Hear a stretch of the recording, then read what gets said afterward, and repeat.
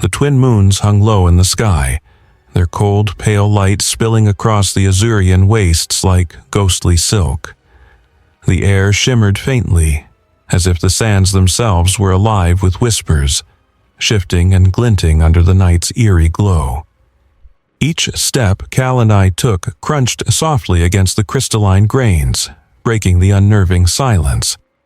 The horizon stretched endlessly in all directions, an ocean of shimmering dunes, interrupted only by jagged black spires piercing the sky in the distance. "That must be it," Cal muttered, his voice tinged with awe and determination. His pace quickened as the faint outline of ruins ahead ignited a fire in his eyes. I hesitated. Something about this place didn't sit right with me. A strange, unnatural stillness pressing in on us. The ruins didn't look like remnants of civilization.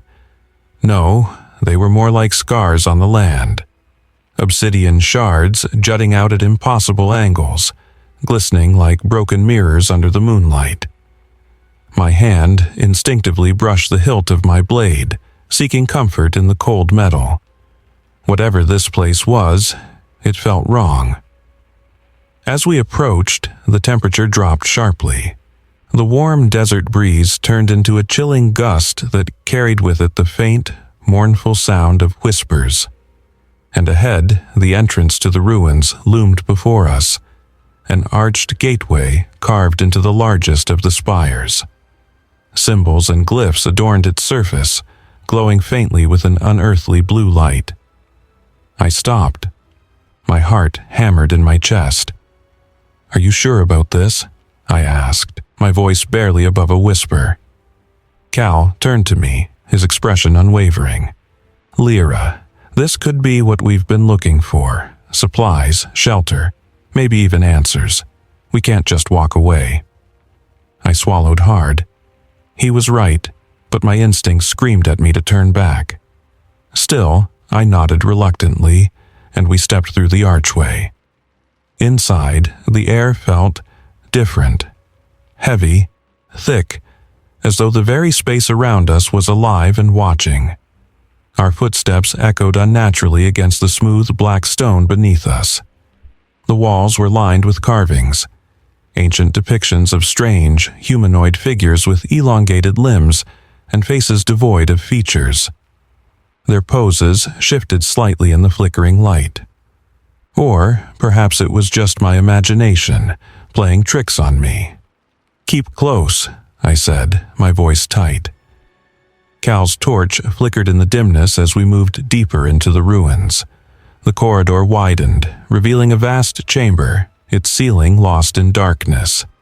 At its center stood a pedestal, intricately designed, spiraling like a frozen whirlpool of stone. And atop it rested the relic. It was unlike anything I had ever seen. A sphere, black and white, veins of ivory light twisting through its obsidian surface like cracks in glass.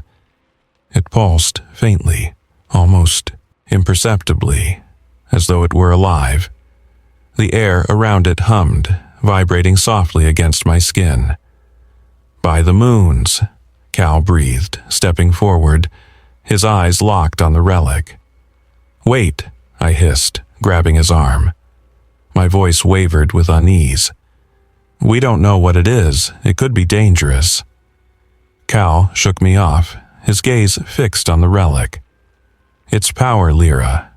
Power like this doesn't just get left behind for no reason. It's meant to be found." My protests died on my lips as Cal reached out and placed his hand on the relic. The chamber seemed to exhale, a low, resonant sound vibrating through the air. The temperature dropped again, and the whispers that had followed us from the dunes grew louder, sharper, until they resolved into a single voice. Clear, melodic, terrifyingly close. "Mortals," the voice purred, filling the chamber and freezing me in place. "You have awakened me." The light from the relic flared. A figure emerged from the shadows, her form shimmering and ethereal, the celestial spirit. She floated above the pedestal, her body translucent, eyes glowing like twin stars. Her beauty was terrifying, elegant and yet filled with malice, her smile razor sharp. Cal stepped back, his hand falling from the relic. "What are you?" The spirit tilted her head, her voice both soothing and sinister. "A prisoner, a guardian, a guide, call me what you will, but I am bound to this creation." Her gaze flicked to the relic, and her expression darkened for the briefest moment. I found my voice, though it trembled. "What do you want?" Her smile widened, her form drifting closer. "To serve. The relic grants power, wishes, whatever your mortal heart's desire. But," she trailed off, her tone turning cold, "it comes with a price." "A price?" I asked, stepping protectively in front of Cal. The spirit chuckled, the sound echoing unnaturally. "Everything has a price, child. The question is, are you willing to pay it?" The chamber fell silent. The weight of her words pressed down on us, thick and suffocating. I glanced at Calendar. His eyes were alight with possibility, his jaw set with determination. My stomach twisted. I knew that look. He wanted it. And deep in my heart, I feared what that would mean. The air inside the chamber was suffocating, thick, almost as if the very presence of the spirit pressed down on me. She hovered just above the ground, her form a shifting cascade of light and shadow, like something between a dream and a nightmare. The faint hum of the relic pulsed in rhythm with her voice, an eerie melody vibrating through my bones, lulling me into something close to a trance. "Mortals," she said again, her voice dripping with mockery and curiosity, so fragile, so desperate, and yet so intriguing. My grip on my blade tightened, my instincts screaming at me to run, to get out of this chamber. But I couldn't move. It wasn't just fear that froze me in place, though. No, it was something deeper, an ancient weight that pressed against my chest like 1,000 unseen hands, suffocating me, holding me in place. Cal, undeterred, stepped forward. His shoulders were squared, his voice steady, though I could see the slight tremor in his hands. "Who are you?" The spirit turned her gaze on him, her smile widening, hunger in her eyes. A question with no simple answer, but one I shall indulge. She drifted closer, her form shimmering like mist. "I am what you would call a celestial spirit, once a guardian of this world, tasked with balance and creation." Her voice shifted, bitterness seeping through it. "But mortals, your kind, feared what they could not control. They bound me to this prison." She gestured to the relic, her expression twisting in disgust. "Stripped me of my power, my freedom. And now I remain here, chained to this place, feeding their precious trinket." I found my voice, though it was sharp with suspicion. "Feeding it? What does that mean?" The spirit's eyes dimmed slightly as she turned to face me. "The relic draws upon my essence. Each wish it grants. Every alteration to your fragile reality takes a piece of me, a fragment of what remains of my being." She paused, her voice turning icy. "And yet, even as I fade, I am compelled to serve." Cal frowned, stepping closer to the relic. "Serve? What does it do?" The spirit's smile returned, her voice dripping with allure. "It grants your heart's desire, a wish to unmake the past, to rewrite your story, to seize the future you dream of. Whatever you ask, it will give." Her words wrapped around us like silk, tempting and dangerous. "But power like this," she added, her tone sharpening, "does not come without cost." "What cost?" I demanded, stepping forward. I didn't like the way her smile widened at my question. "Ah, the cautious one," she murmured, her gaze lingering on me. "Every wish you make pulls at the threads of reality. Change one thing, and another must give way. A life saved could mean another lost. A kingdom restored could crumble into ruin. She gestured to herself, her form flickering faintly.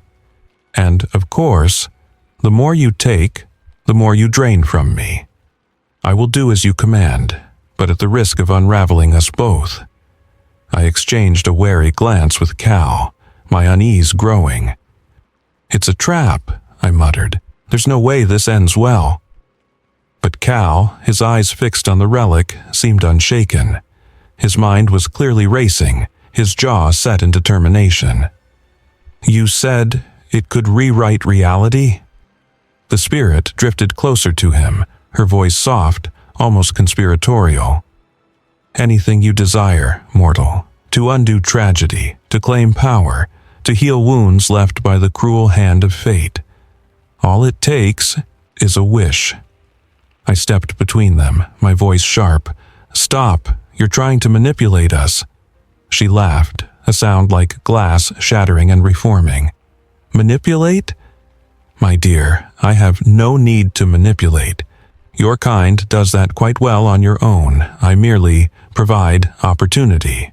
Her gaze shifted between us, her smile turning predatory. You both carry wounds, grief, guilt. I see it in your hearts, feel it in the air around you. The relic could take that pain away, you know. Restore what you've lost. Cal's jaw tightened, his eyes blazing. What do you mean? Your family. Her words struck like a blade. Your parents taken from you so cruelly, their lives undone, their deaths reversed. It is but a wish away. My heart sank, dread flooding me. Don't listen to her, Cal. She's trying to twist you. But Cal's expression darkened. His voice shook with barely restrained emotion. We could bring them back, Lyra. We could fix everything. At what cost? I countered, my voice rising in frustration. You heard her. Wishes don't come free. The spirit's form flickered faintly, her smile fading for the first time. Indeed, they do not, she admitted. But ask yourselves, what price is too great for salvation? For love? I turned to Cal, desperation creeping into my voice. Don't let her get into your head. This isn't the way. But Cal's eyes remained locked on the relic, his hands trembling. We could have a second chance, he whispered. We could make things right. The spirit watched us, her expression unreadable, her silence heavy with expectation. The relic pulsed between us, its light growing brighter, its hum louder, feeding on the conflict between us, growing stronger with every passing moment. I took a deep breath, my voice low but firm. This thing isn't salvation, Cal. It's a weapon, and she's using it against us. His gaze snapped to mine, frustration and pain etched into his face. And what if you're wrong? What if we're supposed to use it? What if this is our only chance? I couldn't find the words to change his mind. The spirit's laughter filled the chamber once more, soft and mocking. So many questions, she murmured. But only one choice? The chamber held its breath, the weight of the decision pressing down on us both. And above it all, the spirit watched, her glowing eyes gleaming with cold anticipation. The campfire crackled in the center of our makeshift shelter, its flickering light casting eerie shadows on the rough stone walls. Outside, the Azurian wastes stretched out, endless and silent beneath the twin moons, but inside the ruins, the air was thick with tension. I sat across from Cal, my gaze locked on the relic resting between us on a folded cloth, an uninvited guest that seemed to pulse faintly, its eerie glow throwing ghostly streaks of light across Cal's face. You're staring at it again, I said, my voice sharper than I intended. I softened my tone. You haven't stopped since we brought it back. Cal didn't look at me. His eyes remained fixed on the orb. It's not just a thing, Lyra. You saw what it did. You heard what she said. This isn't some trinket, it's power. It's a trap, I countered, my voice steady as I leaned forward, my hands clasped tightly in my lap. You don't really believe that spirit is just going to let us use it without consequences, do you? Cal finally met my gaze. His expression was a mixture of frustration and resolve. We don't know that for sure. What if it's not a trap? What if we're wasting time debating when we could be saving lives? The firelight danced in his eyes, and I felt that familiar pang of worry. I had seen that look before. The same one our father had worn when he led our family into the wastes, chasing a dream that cost us everything. And what happens when it all goes wrong? I asked, my voice trembling with unspoken fear. What happens when the price is more than we can pay? Cal didn't answer. Instead, he reached out, his fingers brushing the surface of the relic. The moment he touched it, the glow intensified, and a faint hum filled the air, vibrating through our bones. I flinched, my instincts screaming at me to stop him, but I stayed frozen, watching as the relic seemed to awaken. The celestial spirit's voice echoed softly from the shadows, silk-like and inviting. A wish is not a burden to fear, but a gift to embrace. Speak your desire, and it shall be so. My breath caught in my throat as the spirit materialized near the fire, her translucent form casting an eerie light over the chamber. She drifted closer to Cal, her expression serene, as if she knew exactly what would happen next. You know what you want, don't you, mortal? She asked, her voice almost a caress. Cal's jaw tightened, his hand still resting on the relic. I wish for food, enough to save our village, enough for everyone. The relic's hum grew louder, its glow nearly blinding. The air around us warped, shimmering like heat waves, and the fire sputtered, as if something unseen was sucking the oxygen from the room. I stumbled backward, shielding my eyes. The spirit's smile widened. It is done. With a deafening crack, the relic released a burst of light. The world seemed to hold its breath. When the glow finally subsided, the chamber was filled with crates and sacks, their contents spilling out. Grains, dried meats, fresh fruits, and jars of clean water. The scent of the food filled the air, rich and intoxicating. Cal staggered to his feet, his face lit with awe. It worked, he whispered. It actually worked.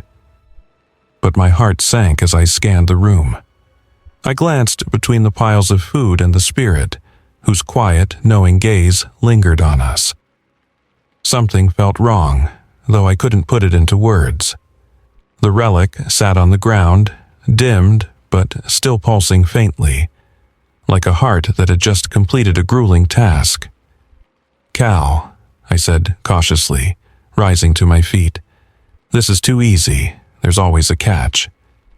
The spirit chuckled softly, her voice like glass chimes in the wind. Always so skeptical, dear Lyra. The wish has been granted, as promised.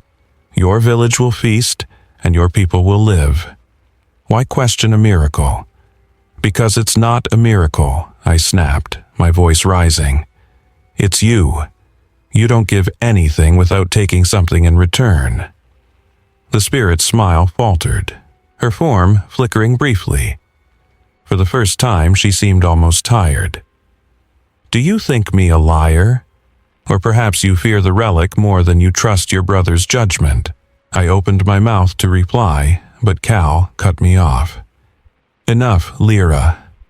His voice was firm, and his gaze hard. We needed this, the people needed this. For once, something went right. Can't we just accept that? I stared at him, the firelight illuminating the lines of exhaustion and determination on his face.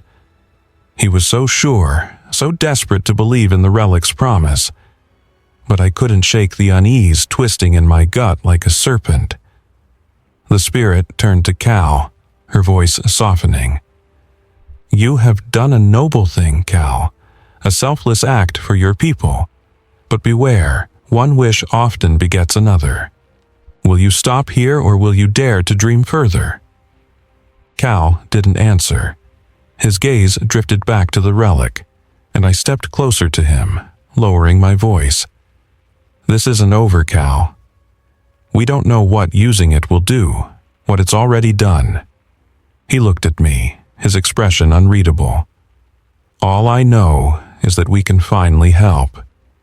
Isn't that what we've always wanted? I couldn't find the words to change his mind. The spirit's laughter echoed softly as she faded into the shadows, her parting words lingering in the heavy air. Dream well, mortals, for the game has only begun. I turned my gaze to the relic, its faint pulse a constant reminder of its power and its danger. I had a sinking feeling that this first wish was just the beginning of a nightmare we couldn't escape. The morning came slowly, the twin moons sinking below the horizon, leaving the Azurian wastes bathed in a pale, cold light. Within the ruins, the air felt thick, almost suffocating, with an unnatural stillness. The crates and sacks from the night before were still piled high against the chamber walls, their abundance almost mocking in its perfection. Yet, despite the apparent victory, there was a tension in the air, a storm cloud hanging over us, waiting to break. I hadn't slept. I sat on a jagged stone ledge, my gaze never leaving Cal as he moved through the chamber, inspecting the supplies with obsessive intensity. He counted the sacks of grain, inspected the jars of water, tested the edges of the tools that had materialized with the wish. It was as if he were searching for some flaw, some sign that what we had done wasn't real, that it was too good to be true. Cal, I said finally, my voice soft but firm, you've been at this all night. It's enough. He didn't turn to face me. I'm just making sure, he replied, his tone clipped, almost dismissive. This is what we needed, Lyra. I can't risk it falling apart. Falling apart? I echoed, standing and walking toward him. Do you hear yourself? You made the wish, the supplies are here, but you're acting like something's wrong. There's nothing wrong, he snapped, straightening and finally meeting my eyes. His face was pale, his jaw tight, as if he were holding something back. I'm just making sure we're ready. Ready for what? I pressed, narrowing my eyes. What aren't you telling me? Before he could answer, a soft laugh echoed through the chamber. I froze, my hand instinctively going to the hilt of my blade. The celestial spirit materialized in the center of the room, her translucent form shimmering faintly in the morning light. She looked even more radiant in the soft glow, but there was something sharp in her smile that set my teeth on edge. My, the spirit purred, her voice melodic and taunting. So much tension between you two. Is this how mortals celebrate a victory? I glared at her, my grip tightening on my blade. What do you want? Her smile widened. Want? I've already given you what you wanted, dear Lyra. Or rather, what he wanted. Her glowing eyes flicked to Cal, and she spoke in a tone that was almost playful. But I can see the weight of your decision is already pressing down, isn't it? There's no weight, Cal said sharply, stepping forward, his fists clenched. The wish worked. The village will survive. That's all that matters. The spirit tilted her head, her form flickering slightly. Of course, she said, mock sincerity lacing her words. But tell me, Cal, what comes next? One wish is rarely enough for a mortal heart. There's always more to fix, more to want. Cal clenched his fists tighter, but he didn't respond. I stepped between him and the spirit, my voice hard. Stop trying to twist him. We're not making any more wishes. The spirit's laugh was soft, almost pitying. Ah, the voice of reason. How noble of you, Lyra, to deny your brother's dreams for the sake of caution. But dreams have a way of persisting, don't they, Cal? Stop it, I snapped, drawing my blade. The spirit's form shimmered but didn't retreat. "You're afraid," the spirit said, her gaze fixed on me. "Afraid of what he might wish for, afraid of what you might wish for." Her smile turned predatory. "You can't stop him, you know. The relic doesn't care for reason, it answers to the heart." I turned to Cal, desperation creeping into my voice. "Cal, don't listen to her. She's just trying to divide us." His face darkened, his jaw tightening. "I'm not a fool, Lyra. I know what I'm doing." "Do you?" I demanded, my voice rising. "Because it seems like you're willing to risk everything for some half-baked plan to fix what can't be fixed." His eyes flashed with anger. "You think I don't see what's happening here? You think I don't notice how you're always second-guessing me, always acting like I'm reckless? I'm trying to save us, Lyra, to save everyone, and all you can do is doubt me." My heart twisted at his words. I took a step closer, my voice softening. "I'm not doubting you, Cal. I'm trying to protect you, to protect all of us." The spirit watched the exchange with barely concealed delight, her laughter echoing faintly. "Such passion," she murmured. "Such conviction. It's almost tragic how mortals turn on each other so easily." "Shut up," I snapped, my voice trembling with fury. I turned back to California. "Listen to me, Cal. We've already seen what this thing can do. You think one wish is enough? It won't stop there. It'll keep pulling us in until there's nothing left." Cal hesitated, his gaze shifting to the relic. It pulsed faintly on the stone pedestal where we'd placed it, its light almost hypnotic.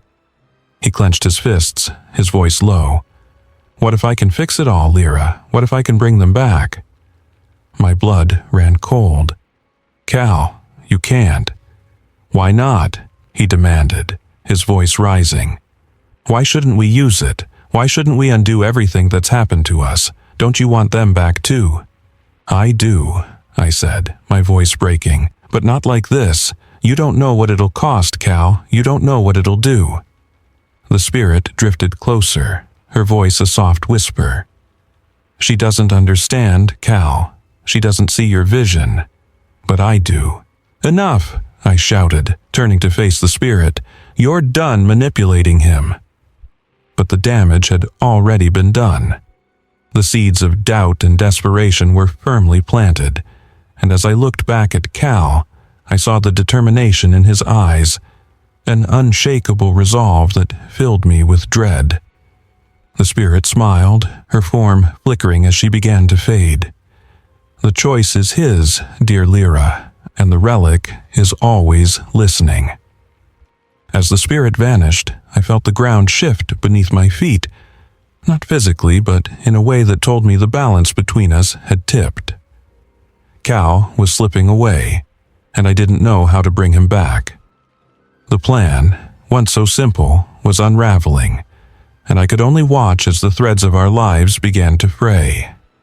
The horizon glowed with the faint amber of a setting sun, the twin moons preparing to rise in the sky like unblinking sentinels. Shadows stretched long across the Azurian wastes, swallowing the jagged ruins in an otherworldly darkness. Lyra and I hadn't spoken for hours, the silence between us thick with tension and unspoken fears. I could feel her walking a few paces behind me as we approached our makeshift camp. She had tried, over and over, to reason with me, to pull me back from the brink of whatever madness the relic and the spirit were leading me toward. But every attempt seemed to push me further away. The spirit's whispers still echoed in my ears. "She doesn't see your vision, but I do." As we stepped into the chamber where the relic rested, a figure emerged from the shadows, a cloaked man leaning heavily on a gnarled staff. His presence was at once alarming and strangely calming, like the arrival of a storm after oppressive heat. His face was weathered, his eyes milky white, yet they seemed to pierce through both Lyra and me with unnerving clarity. "Who's there?" I barked, instinctively stepping in front of Lyra. The man raised a hand in a gesture of peace. A friend, or an enemy, depending on what you choose to believe. His voice was raspy, like dry leaves scraping against stone. "Who are you?" Lyra asked, her hand moving to the hilt of her blade. The man smiled faintly. "Orin," he said simply. "A wandering sage, a seeker of truths, and, it seems, someone who has arrived just in time." "For what?" I demanded, my tone sharp. "To stop you from making a mistake you cannot undo," Orin replied, his gaze shifting to the relic. His expression darkened. "I see it has found you, and I see it has begun its work." "You know what this is?" Lyra asked, her voice edged with both hope and suspicion. Orin nodded slowly. "I know what it is. I know what it was meant to be, and I know what it will become if you do not stop." He stepped closer, his staff tapping softly against the stone floor. "That thing is not just a relic. It is a key, a chain, and a weapon, all bound into one." I folded my arms, glaring at the sage. "And let me guess, you're here to tell us not to use it." Orin turned his piercing gaze to me. "I'm here to tell you the truth, boy. What you do with it is your choice." Lyra stepped forward, her voice trembling. "Then tell us. What is it? What's the spirit?" The sage sighed, his shoulders sagging under the weight of knowledge. "The being you call the celestial spirit was once a guardian, a celestial entity tasked with maintaining the balance of this world. She was neither good nor evil, only necessary. But mortals fear what they cannot control." He paused, his voice dropping lower. "Long ago, a group of powerful mages sought to seize her power for themselves. They devised a ritual to bind her essence into a physical form, a prison they called the relic. They believed they could wield her power without consequence. And what happened to them?" I asked, though my tone carried little concern. "They were consumed," Orin said bluntly. "The relic grants wishes, yes, but it takes as much as it gives. Each use frays the threads of reality. The mages learned this too late. By the time they realized the cost, their world had begun to unravel." Lyra's stomach churned. "Why didn't they destroy it?" "They tried," Orin said, his voice heavy. "But the spirit had grown too powerful within her prison. She was no longer just a guardian. She was a force of chaos, desperate to escape. The mages were wiped out and the relic was hidden, buried beneath these sands where it was hoped no one would ever find it." He turned his gaze to me, his expression stern. "But someone always does, and they always think they can control it." I shifted uncomfortably, but my defiance remained. "You're saying the relic's dangerous. I get that. But what about the spirit? What does she want?" Orin's expression darkened further. "Freedom," he said simply. "Every wish weakens the chains that bind her, and once she's free, she will unmake this world in her rage." Lyra's chest tightened, her worst fears crystallizing. "So, every time we use it, you're feeding her," Orin said, his voice grim, and hastening the end. Silence fell, heavy and suffocating. The relic sat in the center of the room, its faint pulse almost mocking. Lyra turned to me, her voice low and urgent. "We have to stop, Cal. We can't use it again." But I shook my head, my eyes burning with frustration. "You heard him. It's a key. What if we can use it to fix this? To destroy her for good?" Orin stepped forward, his voice sharp. "You cannot outwit her, boy. The spirit has existed for millennia. She knows your heart, your fears, your dreams. She will twist them into weapons to use against you." I clenched my fists, my jaw tight. "So what? We just leave her here? Leave the relic for someone else to find?" "There are ways to destroy it," Orin said, his tone careful. "But they come at great cost." "What cost?" Lyra asked, her voice trembling. The sage hesitated, his expression unreadable. The relic draws its power from life itself. To unmake it requires a sacrifice. My face hardened. Whose sacrifice? Oren looked at me, his silence answering the question. Lyra's breath caught, her heart pounding. She grabbed my arm, her voice desperate. We'll find another way. We'll figure it out together. I pulled away, my gaze locked on the relic. No, there's no other way. If it's a choice between us and the world, we have to do something. Cal, Lyra began, but her words faltered as I turned to her, my expression filled with pain. I can't keep running, Lyra, not from this. The relic pulsed again, its hum louder now, as if sensing the weight of the moment. Oren stepped back, his staff tapping against the stone. The choice is yours, but know this. The spirit will not let you destroy her easily. She will fight, she will tempt, and if you falter, we all fall with you. Lyra stared at me, her heart breaking under the weight of the revelation. The spirit was not just a manipulative force. It was a ticking time bomb, and every moment we hesitated brought us closer to disaster. As the first moon rose over the horizon, its pale light spilling into the chamber, Lyra knew one thing with terrifying certainty. Our fight had only just begun. The chamber was eerily quiet, the only sound the faint hum of the relic, pulsing softly like a heartbeat. Twin moonlight filtered through the jagged cracks in the ruins, painting the obsidian walls in fractured light. I woke with a start, my instincts prickling with unease. The cold air felt different, thicker, charged with something unseen.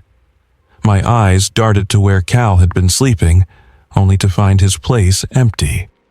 Cal? I called softly, my voice barely above a whisper. No response. My heart began to race as I glanced around the chamber. The relic was gone. Panic surged through me as I grabbed my blade and scrambled to my feet. A faint trail of disturbed sand led out of the chamber, illuminated by the moonlight. I knew where he had gone. I knew what he intended to do. Damn it, Cal, I muttered under my breath, sprinting after him, my boots crunching against the sand. The ruins loomed around me, their sharp angles and deep shadows creating an ominous labyrinth. The whispers of the celestial spirit seemed to hang in the air, faint and mocking, urging me forward and twisting my fear into dread. The trail led me back to the central chamber where we had first found the relic. The air inside was cold, biting, and filled with an unnatural energy. At the center of the room stood Cal, his back to me, the relic cradled in his hands. Its glow had intensified, casting a harsh, shifting light over his face, illuminating the raw determination in his eyes. "Cal, stop!" I shouted, my voice echoing off the walls. He didn't turn. "You don't understand, Lyra," he said, his voice trembling. "This is the only way." I stepped closer, my blade drawn but lowered, my heart pounding. "What are you talking about? What are you doing?" Cal turned then, his face pale and strained. "I'm going to fix it, Lyra, all of it. I'm going to bring them back."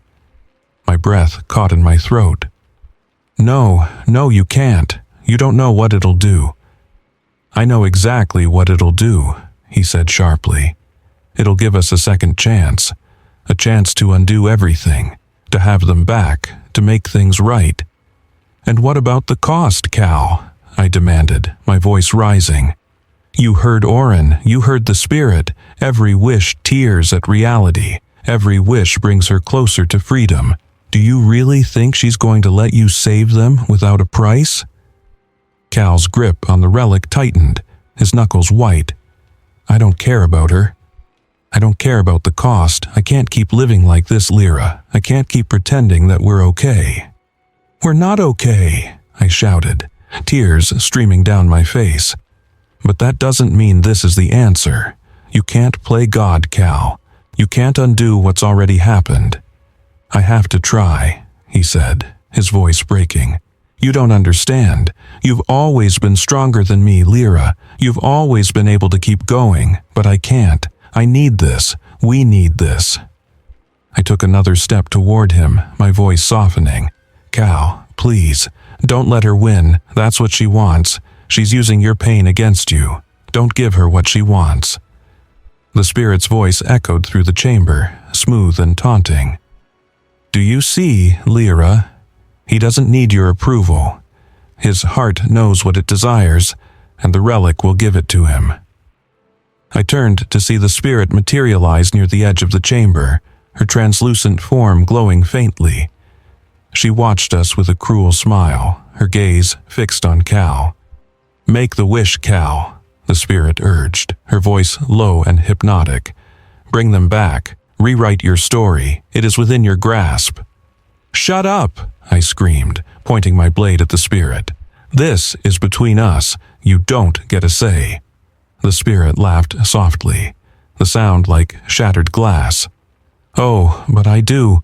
The relic is mine, after all, and so are your choices. I turned back to Cal, desperation in my voice. You don't have to do this. We can find another way. We can fight this together. There is no other way, Cal said, his voice steady now. He lifted the relic, its light flaring as it responded to his intent. The chamber trembled, the air vibrating with energy. Cal, don't, I shouted, rushing toward him. He hesitated for a moment, his hands trembling, his eyes meeting mine.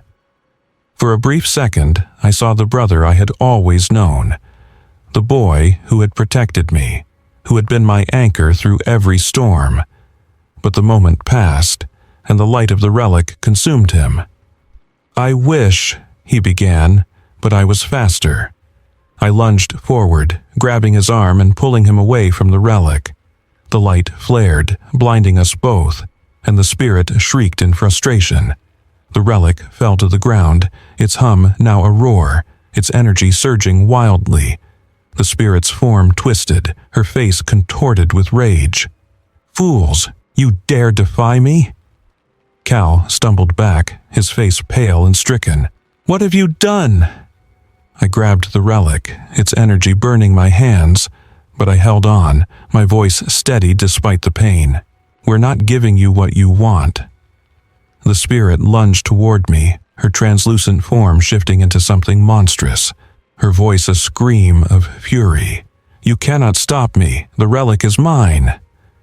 But before the spirit could reach me, I hurled the relic to the ground with all my strength. It cracked against the stone, its light dimming, its hum faltering. The chamber fell silent, the air heavy with the aftermath. The spirit's form flickered, her rage replaced by something darker, fear. You've doomed us all, she hissed before vanishing into the shadows. I turned to Cal, my breath ragged, my hands blistered from the relic's energy. He looked at me, his face a mask of guilt and despair. I'm sorry, he whispered. I didn't reply. I couldn't. The betrayal hung between us, heavier than any words could bear. And as the twin moons rose higher in the sky, I knew our fight was far from over. The ruins trembled with a low, ominous hum, the energy from the fractured relic coursing through the chamber like a gathering storm. The light from the twin moons poured through the jagged cracks above, illuminating the chaos below. I clutched my side, blood trickling between my fingers where shards of stone had sliced me during the relic's last eruption. My breaths were shallow, my body trembling, not just from the pain, but from the weight of what I knew was coming. Across the chamber, Cal stood with the relic in his hands, its broken surface pulsing erratically. Cracks of light veined its once smooth exterior, and the air around it shimmered with dangerous instability. He turned to me, his face pale but resolute. "This is the only way," he said, his voice steady despite the chaos. "No," I shouted, my voice hoarse from screaming. I stumbled forward, clutching my blade like a lifeline. We'll find another way, Cal. Just put it down." "There is no other way?" he yelled back, his eyes brimming with emotion. "You heard Orin. The relic feeds on life. If we don't destroy it, the spirit will escape and everything we've fought for will be gone. We'll destroy it together," I pleaded, my voice breaking. "There has to be another way, something that doesn't cost you your life." Cal shook his head, his grip on the relic tightening. "You don't understand. It's already chosen. It's already tied to me." The spirit's voice echoed through the chamber, a cold, mocking hiss. "Yes, Cal. You are its final vessel. You are the key. And with one final wish, you can end it all, or unleash me fully." Her translucent form materialized above us, her once beautiful visage now twisted and monstrous. Her glowing eyes burned with malice, her ethereal form shifting erratically as though struggling to maintain itself. "You think sacrificing yourself will save her?" she sneered, her gaze locking onto me. "You think she won't carry the weight of your death forever? You'll doom her to a life of pain." "Don't listen to her," I screamed, stepping closer to Cal. "She's lying, Cal. She's always been lying." The spirit laughed, the sound like cracking glass. "Am I? Perhaps. But even if you destroy the relic, do you think the world will thank you for your sacrifice? The balance will be shattered, and you will leave her alone to pick up the pieces." Cal's jaw clenched, his gaze hardening. "Better that than letting you win." The spirit lunged toward him, her form growing larger, darker, her voice a deafening roar. "Then die, mortal. Die knowing you've accomplished nothing." I rushed forward, my blade flashing in the moonlight.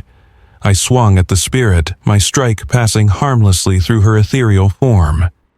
She turned on me, a clawed hand swiping toward me with terrifying speed.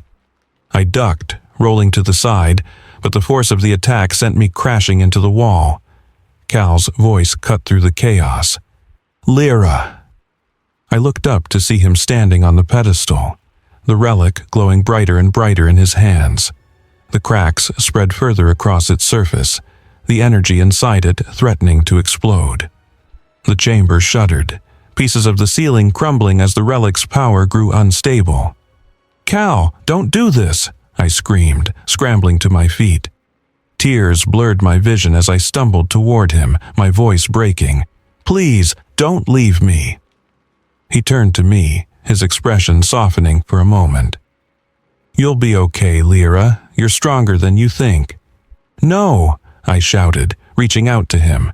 "I need you. We can fight this together." He smiled faintly, the kind of smile he used to give me when we were kids, when he promised to protect me no matter what. "You already have everything you need to win this fight. You always have." The spirit roared, her form swirling violently around him.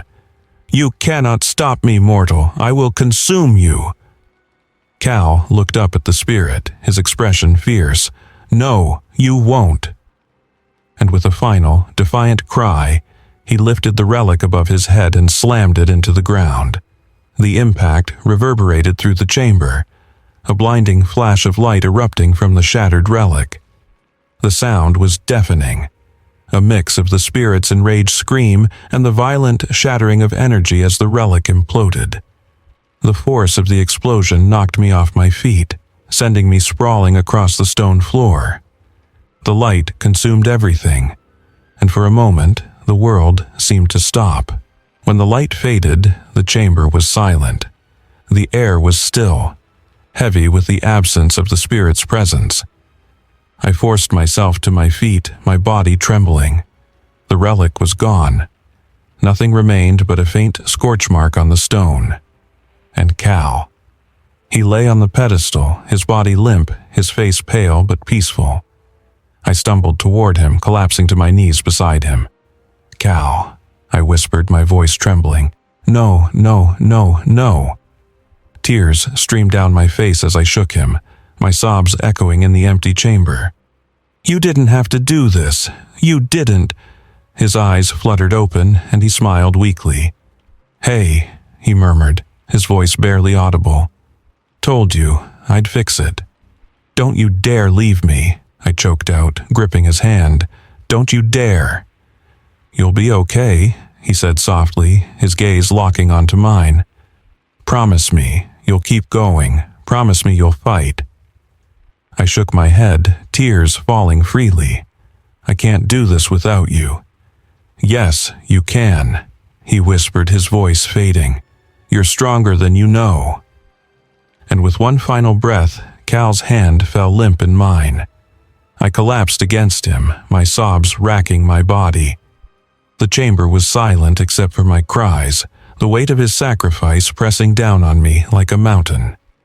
The twin moons shone down through the cracks above, their cold light illuminating the ruins of what had been. And as I clung to my brother's lifeless body, I made a silent vow. I would honor his sacrifice. I would fight for the world he had saved, no matter how broken it was. Because that's what Cal would have done. And that's what he had died for. The Azurian wastes stretched out before me, endless and desolate. The twin moons hung high in the sky, their light cold and unfeeling. I stood at the edge of the ruins, the jagged obsidian spires looming behind me like the bones of some ancient, long-dead beast. The wind howled across the sands, carrying with it a bitter chill and the faint scent of ash. I clutched Cal's necklace in my hand, the metal warmed by my grip, its chain tangled around my fingers. The world felt impossibly quiet, the kind of silence that didn't belong to the living. The relic was gone, its power shattered, and with it, the spirit that had haunted us. But so was Cal. My legs buckled, and I sank to the ground, my fingers digging into the cold, crystalline sand. Tears welled in my eyes, but I couldn't cry anymore. I had nothing left to give. The memories of his final moments played on a loop in my mind, his soft smile, his trembling voice, the way his hand had gone still in mine. The weight of his sacrifice crushed me, and yet, somewhere deep in my chest, a faint ember of resolve flickered. "I'll fight," I whispered, my voice barely audible above the wind. "I promise, Cal. I'll fight." The ruins were quiet as dawn began to creep over the horizon, its golden light cutting through the cold silver of the moons. I had wrapped Cal's body in his cloak and buried him beneath the sands near the edge of the ruins. The work had been slow, grueling, but I had forced myself through it. I owed him that much. I sat beside the makeshift grave, my knees drawn to my chest, my arms wrapped tightly around myself. My gaze was fixed on the horizon, where the first hints of daylight painted the sands in hues of amber and crimson. It felt wrong, the world moving forward when he couldn't. The soft crunch of footsteps behind me made me stiffen. I turned sharply, my hand instinctively moving to my blade, but the sight of Oren stopped me.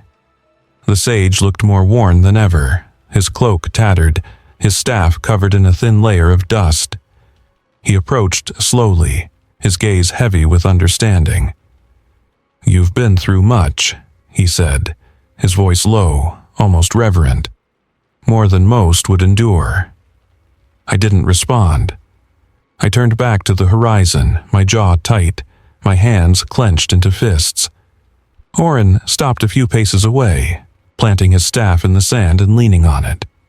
He was brave, Oren continued, and selfless. Few would have made the choice he did. It wasn't his choice to make, I snapped, my voice sharp. I turned to glare at Oren, my eyes red-rimmed and blazing with grief. It should have been ours, together. Oren held my gaze, his expression unreadable. "Perhaps," he said after a moment. But the burden fell to him, and he carried it. He carried it for you, for the world. That is a weight few can bear. I looked away, my throat tight. "It doesn't feel like a victory," I said bitterly. "The relic's gone, the spirit's gone, but so is he. and I'm still here picking up the pieces.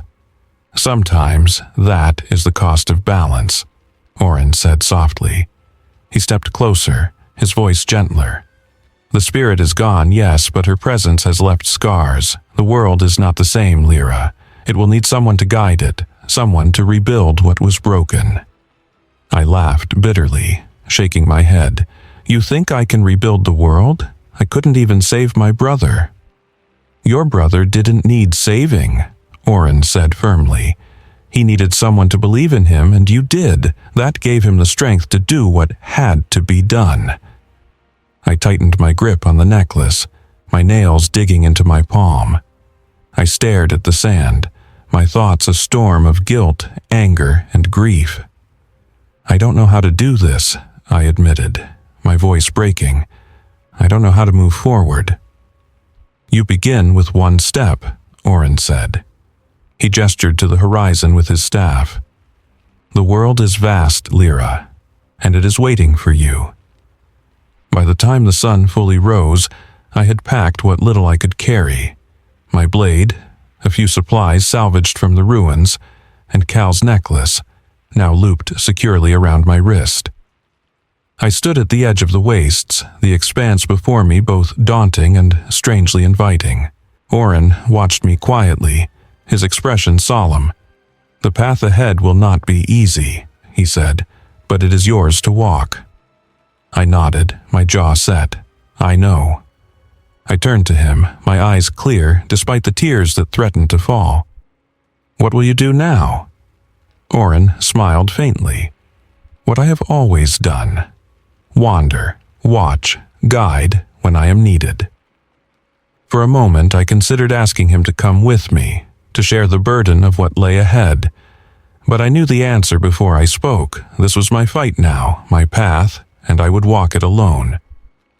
I took a deep breath and turned toward the horizon.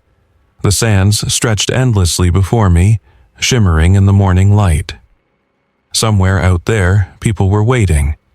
People who would need help, guidance, hope. And though I felt the weight of my grief with every step, I also felt the faint stirrings of purpose. Cal's voice echoed in my mind. You're stronger than you think. With my brother's memory as my anchor and my promise as my guide, I took my first step forward, leaving the ruins and my old life behind.